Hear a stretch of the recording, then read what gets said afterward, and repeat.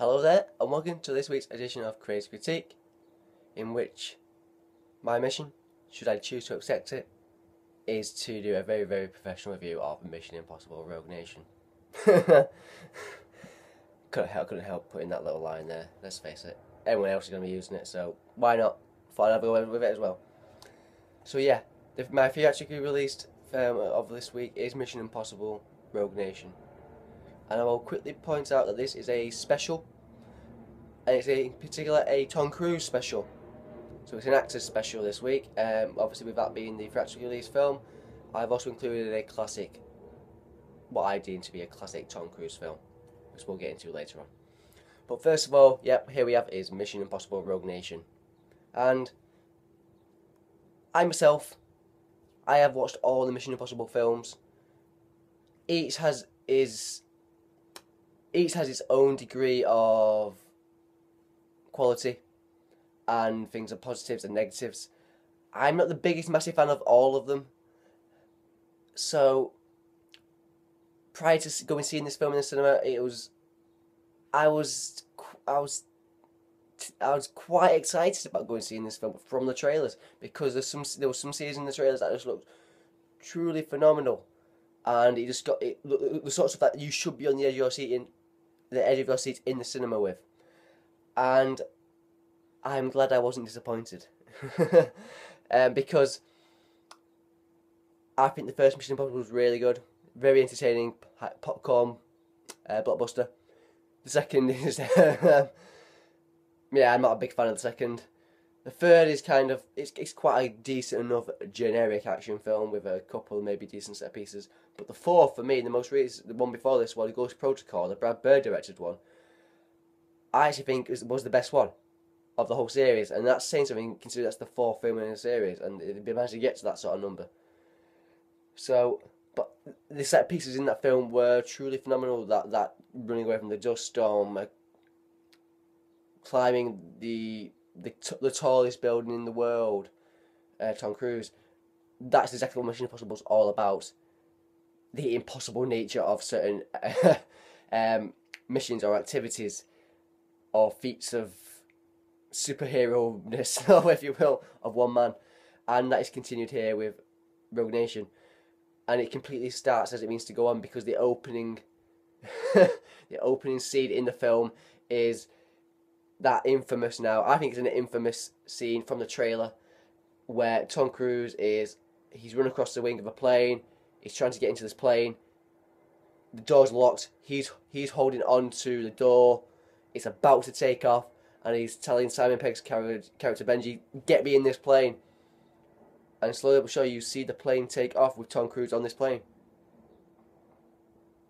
And I'd heard rumours that this was real, and that there was no special effects going on here.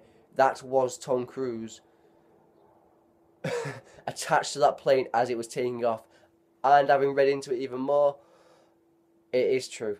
And the fact that he did numerous takes, over 10, I think it was about 10 to... he just did numerous takes of it. And you've just got to tip your hat to the man.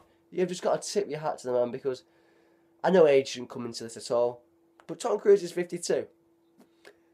And he's doing that sort of stunt repeatedly for takes, and it's just a superb moment of action cinema. Truly phenomenal. And it's a brilliant way to open the film. His escape from that plane and afterwards is a great sort of where the music starts up, and it's brilliant in the opening segments where you're showing clips and the characters from the film. Brilliant. Love that aspect of it. So yeah, the general story of this film is that Tom Cruise's Ethan Hunt character and his team of IMF agents, including Jeremy Renner, Simon Pegg and Ving Rhames, bringing another team together here, are on the trail of a sinister organisation, effectively along the lines of an anti-IMF. So anti-them, in a sense, with a evil plot, if you will. So yeah. Now, my main positives from the previous Mission Impossible was the humour of it, but letting on that was Brad Bird directed it. There certainly are elements of humour in the film, but not quite to the same sort of level as the previous film. So it's not a negative, but it's just I wanted a tiny bit more humour. Again, maybe it's the sort of people involved directing. I don't know. Christopher McQuarrie is the director who directed Jack Reacher. They did quite a successful film together, him and Tom Cruise there. So it's not quite as funny as Ghost Protocol. Like I say, those action sequences. There's a particular car chase in Morocco that you just got to look at these.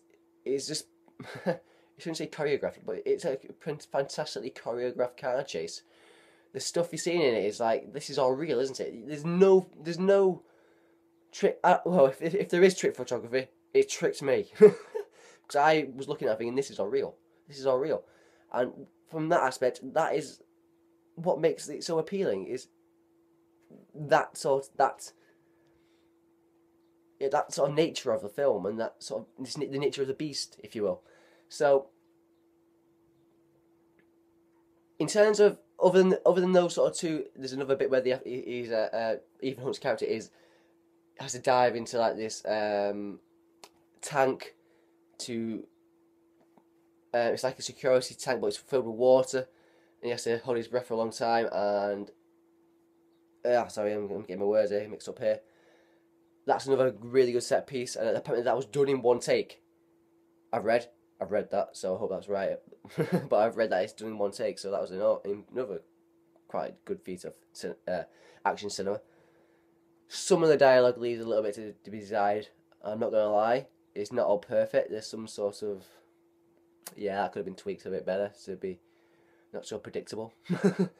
But it's nice to see Simon Pegg actually stepping up again in a way to almost partner Tom Cruise in this film, because you'd think that after the previous film, Jeremy Renner would be the character to sort of be that character, but no, it's Pegg, and it just does lend a different aspect to the film, because you're not used to seeing the sort of character that Simon Pegg plays in a big film, blockbuster wise. So yeah, it's good. It's good. They've already penciled in a sequel already. I'm not surprised, and I will be tempted to. I'll be on tenterhooks listening for that information on who's going to be directing, who's going to be returning, because the gang's back together now. The gang's back together. One thing is the villain is a little bit of a generic looking and sounding villain. I've had better villains in the Mission Impossible series. So yeah, it's not absolutely perfect, but there's some absolutely phenomenal feats of action filmmaking on show here, and what's not to like about that? You will be astounded by some of these feats in the film. So yeah, Mission Impossible Rogue Nation, highly enjoyable. It is highly enjoyable. Yeah, I'll just watch it. So there we go. And continuing now on with my Tom Cruise special, the classic film. Now I wasn't quite sure which Tom Cruise film to go with, because I wanted to go with one where he's the main star, and I contemplated Rain Man, but I thought that's more of Dustin Hoffman's film. So in the end, I've gone with Minority Report, the Steven Spielberg directed, Philip K. Dick adaptation,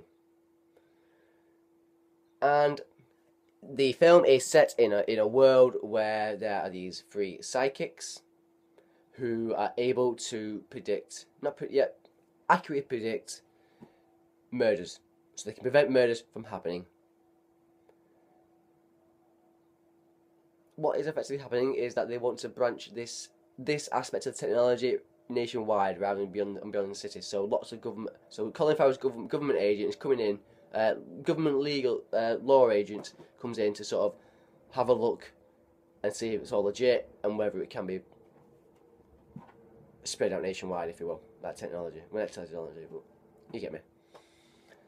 So what Spielberg does actually perfectly well in this film is the combination of intelligent storytelling and blistering set pieces. There's nobody better at that, is there? There's nobody better. Actually, no, wait a minute. You know, the only person who could probably rival him these days is Christopher Nolan on that sort of feat of intelligent storytelling and action. So, but Spielberg and Cruise is perfect for this sort of role. He, he's an actor who does a lot of running. It's been referred to in on his trailer I saw recently. So, and he gets in on the action again here because what occurs is that suddenly one of these psychics predicts that Tom Cruise's police officer who works for pre-crime and is his biggest advocate is going to kill somebody, and Cruise is like, no, surely not, because I know how this works. Why would I kill somebody? And the whole story then is him sort of going and trying to find out what is going on and why he would want to kill somebody. And it's an intriguing storyline. It's brilliantly done. The style of it is wonderful. The design, particularly the tones of the film, the tones of the filmmaking. It's very sort of bluey, greyy, and silvery, sort of like those sort of colours. Like I don't know what to describe that sort of colour, but it's really interesting. And like I say, Cruise has his critics, and in some aspects that's fine, but I think he's one of the most underrated. I mean, underrated. I think he's an underrated actor, Cruise, because everyone thinks he's purely just a flash actor, if you will. But he has true charisma as an actor, and that these days is he's probably now the last of. He's probably the last of those action stars, and still managing to pull in the numbers purely off his name alone. Look at Edge of Tomorrow. I think that was fantastic, Edge of Tomorrow. And then a year later he's doing Mission Impossible Rogue Nation to great effect still. Cruise is fabulous in my opinion, and he's fabulous in Minority Report. Colin Farrell has a decent role. Max von Sydow in this film is great. And, come on, think, Samantha Morton as well as one of these psychics. Agatha is very, very... Like I say, I'll go into the design of the world is incredibly nicely done. Designs of the highways, of going to these like clubs, and the police force is very good. I think some of the best dialogue comes from Max von Sydow, and it's fabulous to hear. It's the themes on show. It makes you have a debate of if you had this sort of technology, would you use it? Are you a criminal until you have committed a crime, or it's that whole sort of morality thing of, yes, it's a thinking man's blockbuster, isn't it? And yes, I don't really know what more to say about the film because, yeah, the action pieces are good. It's brilliant discussions he had about the issues on show, fabulously performed by Cruise and Farrell and Van Sydow. So Spielberg's just on fine. It's pretty much Spielberg on his finest blockbuster form, and Cruise is the perfect running mate in that sense to do it with him. I think it's fabulous. Minority Report.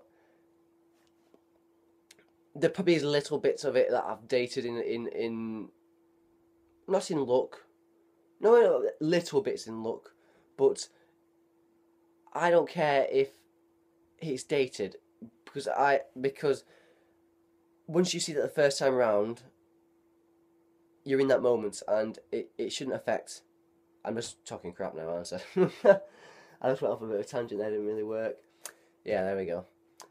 Little bits of it have dated, but not significant enough to the detriment of the film, if you will. So yeah, I think it's fabulous. Minority Report. You should definitely watch it. I think a lot of people already have, but Minority Report is fabulous. That's my classic film of the week. Oh, the music score, the film score by John. Was it John Williams? Yes, it was John Williams. Yes, fabulous score by John Williams there, and that was my classic film of the week there, Minority Report. And my actual release film of the week was Mission Impossible: Rogue Nation, continuing the superb set piece action you've come to expect from the franchise. Tom Cruise, there's no man better to do that sort of thing these days. End of. There we go. That's my Tom Cruise special. I thank you for watching, and I do hope you subscribe, and I do hope to see and speak to you again. And thank you very much, and goodbye.